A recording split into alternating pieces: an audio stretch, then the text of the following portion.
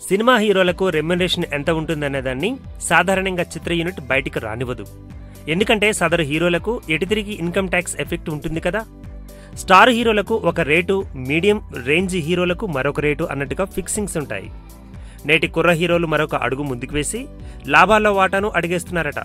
సినీ వర్గ విశ్లేషకుల సమాచారం మేరకు తాజాగా పవన్ త్రివిక్రమ్లు నిర్మిస్తున్న చిత్రానికి అయ్యే ఖర్చులో 70% రెమ్యునరేషన్ను ఇద్దరు తీసుకుంటారట. అది సరే, అల్లు అర్జున్ అయితే ఈ విషయంలో తన రూటే సెపరేటు అంటున్నట్టు సమాచారం. రీసెంట్ గా సరైనోడు నుండి బన్నీ తన రేటును అమాంతంగా పెంచేశాడట.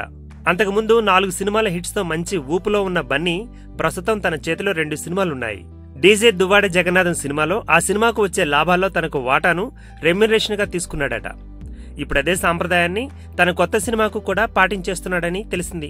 వక్కంతం వంశీ తీస్తున్న నా పేరు సూర్య అనే సినిమాలో బన్నీ లాభాల్లో వాటాను ఇస్తే చాలు అంటున్నట్టు సమాచారం. ఈ లెక్కన అల్లు అర్జున్కు వాటా 15 నుండి 20 కోట్ల వరకు ఉంటుందని తెలుస్తోంది. ఈ వీడియో గనుక మీకు నచ్చినట్టయితే లైక్ చేయండి, షేర్ చేయండి, సబ్స్క్రైబ్ చేసుకోండి.